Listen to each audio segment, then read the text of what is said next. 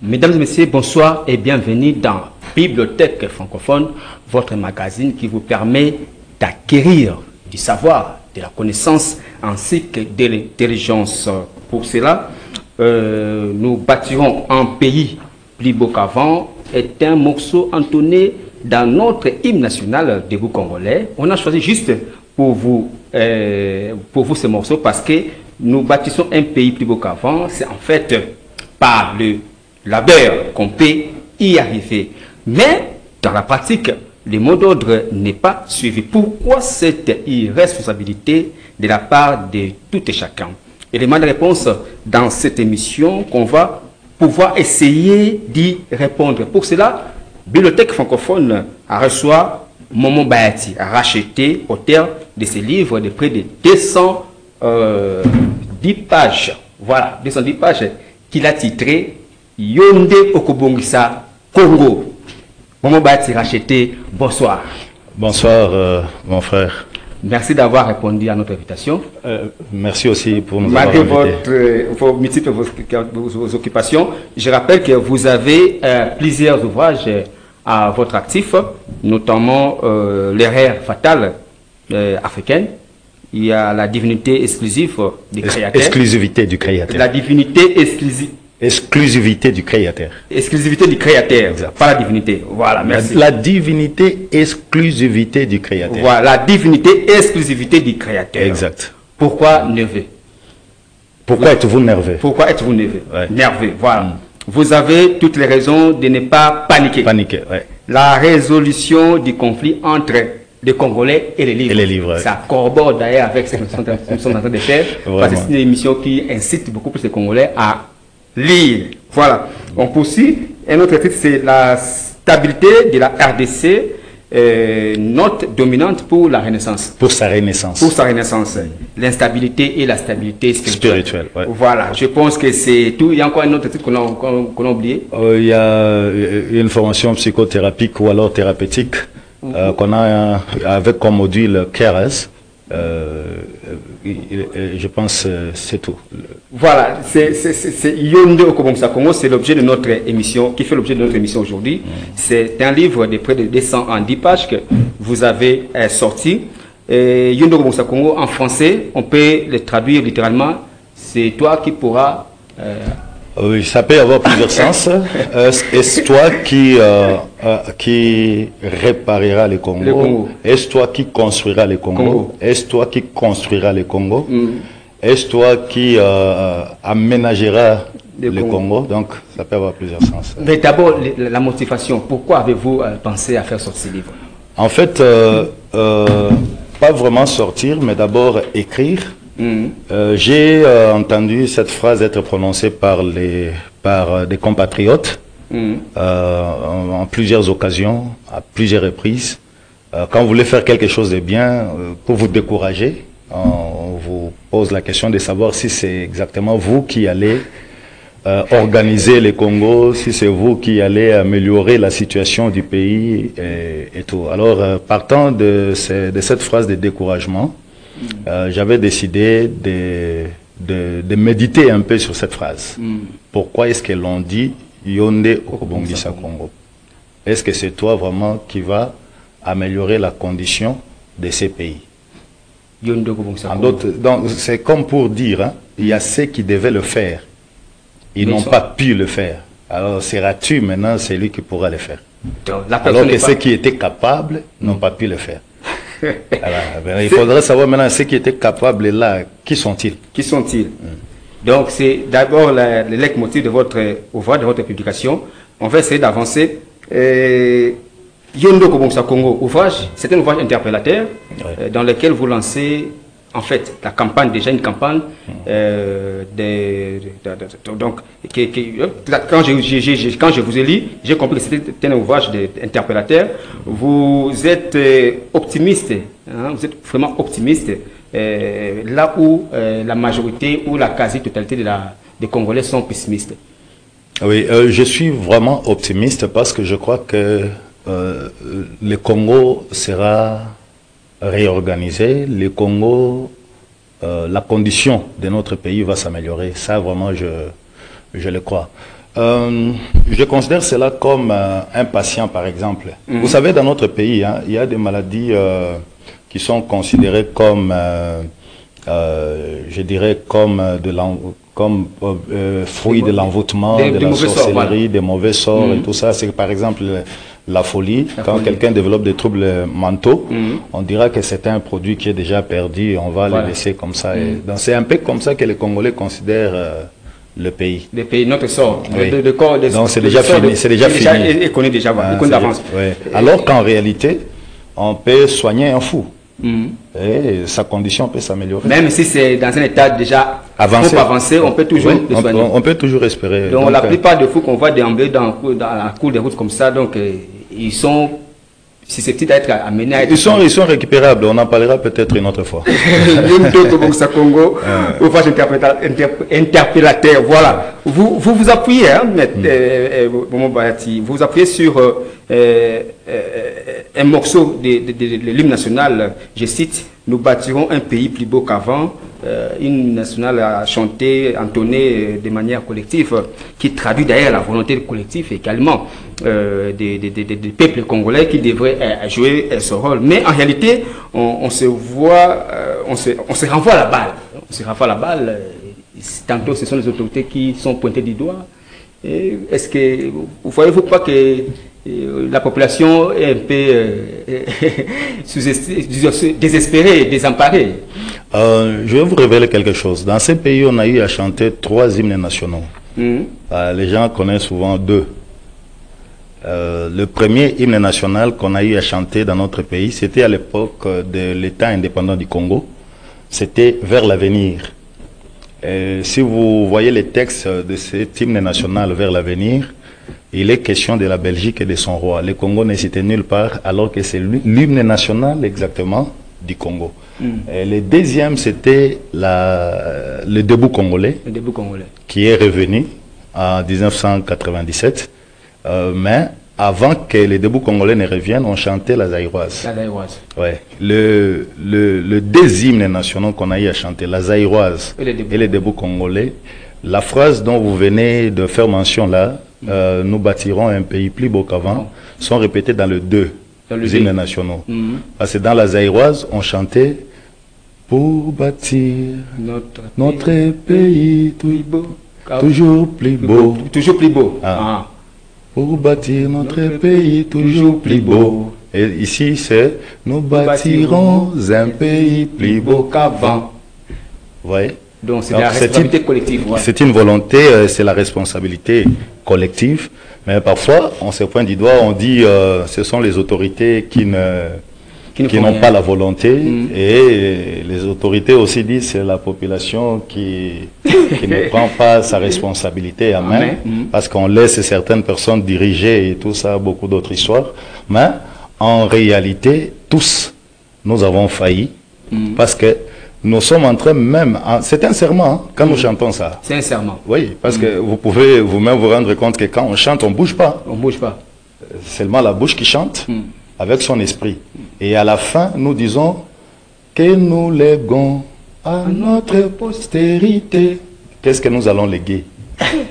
C'est là que je dis nous faillissons. C'est pour personnellement, ayant pris conscience de cette réalité, je me suis dit que je vais faire ma part. Et je vais faire en sorte que les Congolais prennent conscience de l'amélioration de la condition de son pays.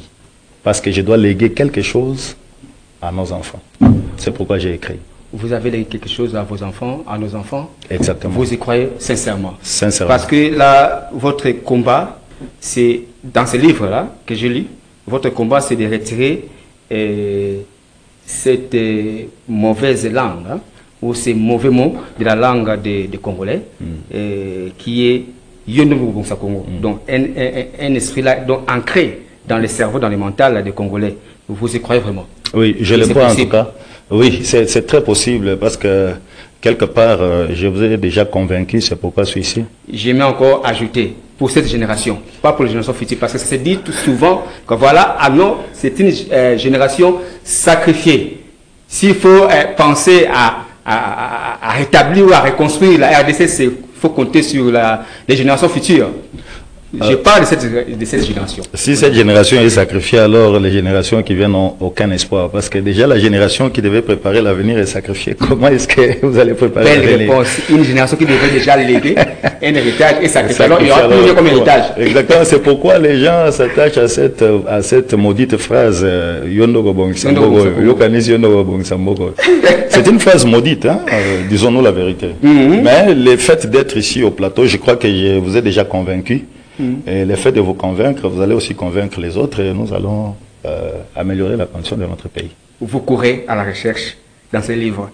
Donc vous vous posez, Émile, une question pour savoir qui fit les premiers Congolais. Bon, ça sous-entend qu'il y a c'est un Congolais. Un Belge ou un Américain, je ne pense pas. Un Congolais a prononcé cette modeste phrase. Et pourquoi cela a-t-elle un effet vraiment dévastateur dans notre société? Franchement, on est à la recherche de ce Congolais qui avait cité pour la toute première fois Yondo Rosa Congo. Si vous le connaissez en tout cas, vous nous appelez au numéro affiché par les oui. Franchement, celui qui avait prononcé cette phrase, cette maudite phrase pour la première fois, devait être inspiré par l'enfer. L'enfer. Par le monde. On vit vraiment cette réalité. Oui, ça doit être... Ça décourage même. Oui, ça doit venir vraiment d'un monde de désordre. Ça doit venir d'un monde qui ne se développe pas. Avec son influence, son impact sur la société, avec tant de détournements, d'immoralité, donc en tout cas la classe politique et d'autres corps professoraux, il y a tout ce qu'on appelle des mauvaises pratiques ancrées dans les chefs de nous Congolais. Mon cher frère, je vais vous dire que cette phrase a été prononcée par presque tous les Congolais. Même dans nos familles. Et ça continue à être prononcé par tous les Congolais. Et il faut savoir que ce qu'on inculque au cerveau, le cerveau retient ça.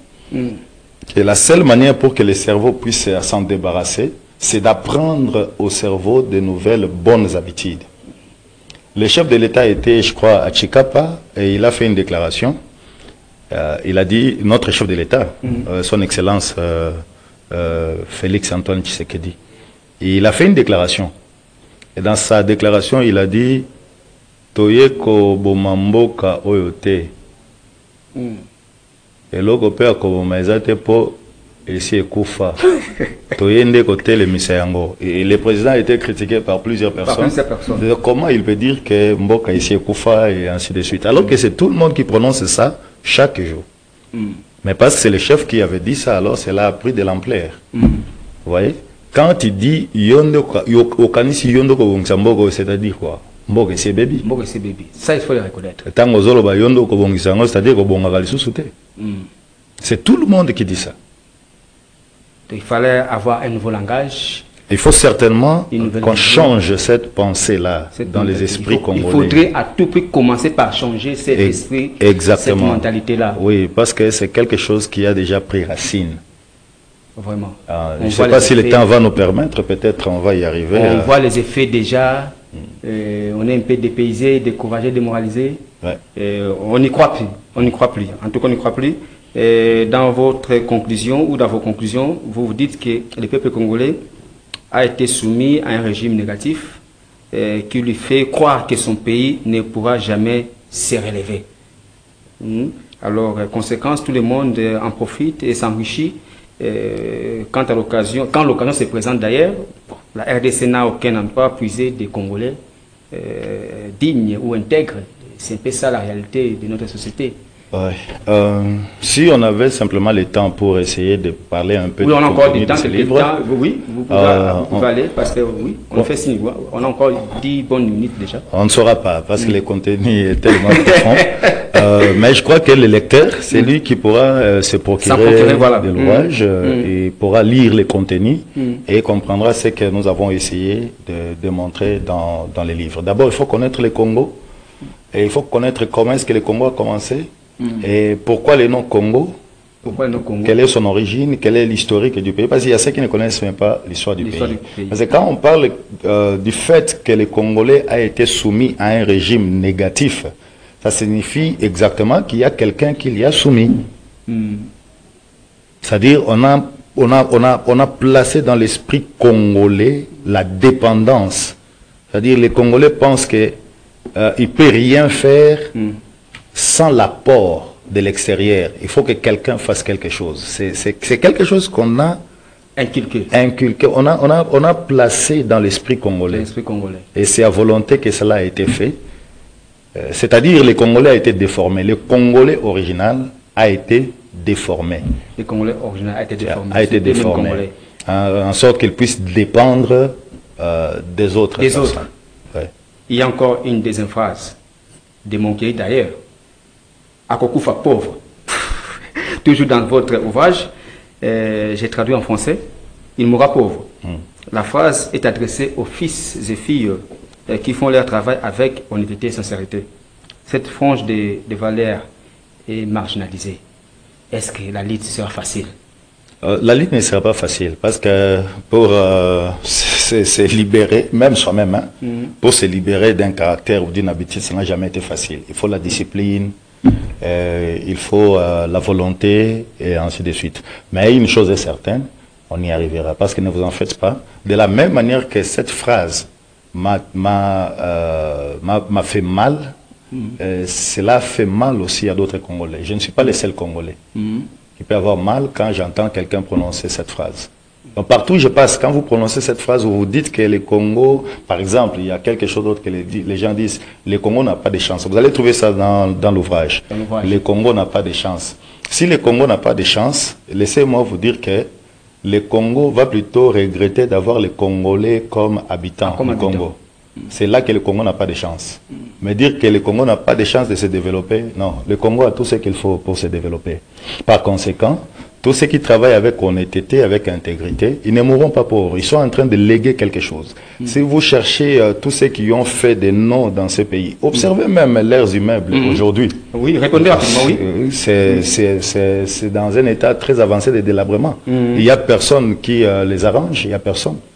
Ils ont fait de l'argent, ils se sont enrichis par des moyens illicites, mais ils n'ont rien fait. Leurs descendants, qu'est-ce qu'ils font avec ça? Ils les vendent à bas prix, à vil prix. Et puis ils font n'importe quoi, du boom, du gaspillent, tout ce qu'ils ont eu comme héritage. C'est-à-dire qu'ils sont morts pauvres.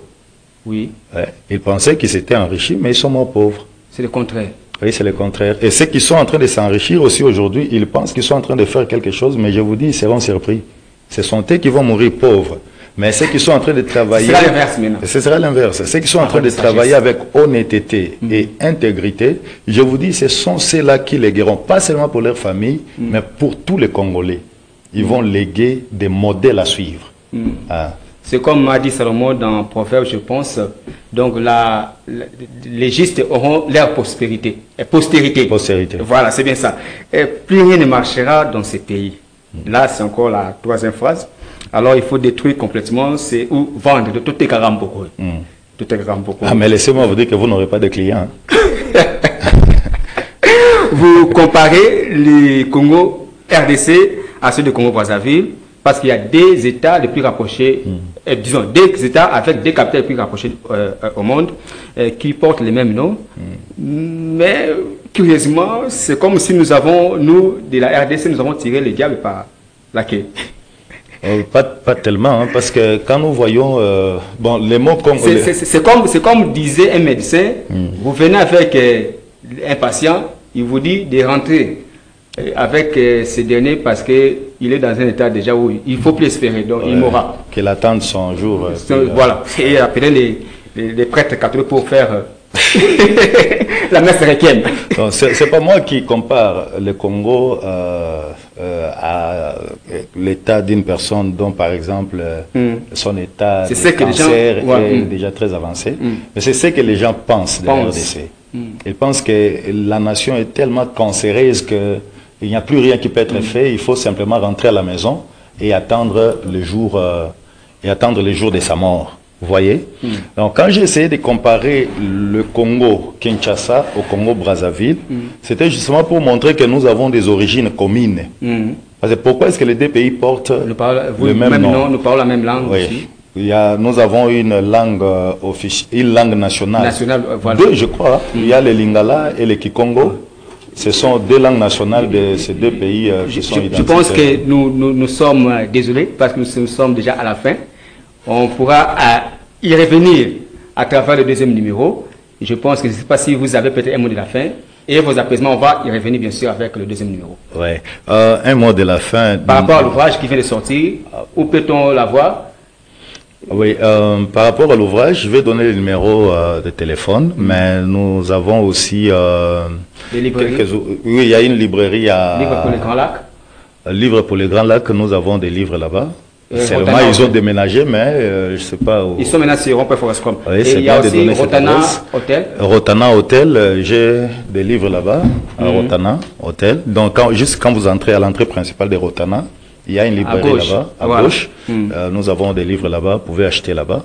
On peut aussi vous donner le numéro de téléphone. Quant à ce qui est du mot de la fin, pour cette émission, bien sûr, mais je pense que je vais encore vivre. Donc, ce ne sera pas les mots de la fin. Je reviendrai encore pour dire quelque chose ici. Est-ce que c'est important, par exemple, de passer le numéro de téléphone ou bien, vous pouvez le passer. Ok, merci beaucoup, chers téléspectateurs. C'est vraiment un plaisir pour nous de passer ici pour vous faire savoir qu'il y a quand même des esprits congolais qui pensent améliorer la condition de notre chère patrie, notre patrimoine. Nous aimerions vraiment avec vous travailler et voir comment est-ce que nous allons changer de mentalité. Ça va vraiment nous aider et ça va nous permettre de léguer à notre postérité un pays qui sera plus beau qu'avant.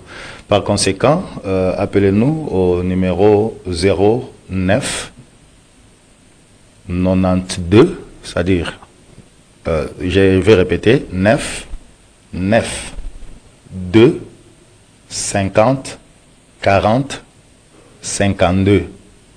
C'est ça le numéro de téléphone. Si vous nous appelez par ce numéro de téléphone, ça va vraiment nous aider. Si vous achetez nos livres, ça va nous aider, ça va nous encourager à écrire et publier d'autres ouvrages. Merci Momo Bahati Racheté d'avoir d'avoir eu le temps ou l'occasion de se soumettre à cet exercice. Nous sommes vraiment ravis. Yondo Kobongsa Congo, Akufa pauvre, To Teka Mbokango, des phrases ou des mots qui faillent bannir et les remplacer correctement par Ngande Nakobongsango. Exact. Ngande Nakobongsa Congo. Exact. Conformément à l'hymne national, à l'esprit et la lettre de l'hymne national, de notre hymne national. Et je ne mourrai pas pauvre, aussi bien que j'aurais servi mon pays avec loyauté. C'est vraiment ça, nous sommes heureux. Le Congo n'est pas à vendre, voilà, il faut changer. Mbate Kambo, quand le Congo n'est pas à vendre. Mesdames et messieurs, Bibliothèque francophone touche à sa fin. Mon bâti a racheté notre invité, auteur de ce livre de près de 210 pages qu'il a titré Yonde Okobongisa Congo, un livre interpellateur et sensibilisateur. L'auteur dénonce des mauvaises pratiques prononcées matin, midi, soir dans les commerces alimentaires des Congolais. Je vous dis merci de votre particulière attention de nous avoir suivis. Je ne saurais pas terminer cette émission sans pour autant remercier l'équipe technique qui a bâti un travail impeccable. Je vois m'arrêter derrière la caméra, Moron Zambé à la réalisation, Doudou Motiri à la production. Je vous retrouve prochainement, même heure, même chaîne. Au revoir.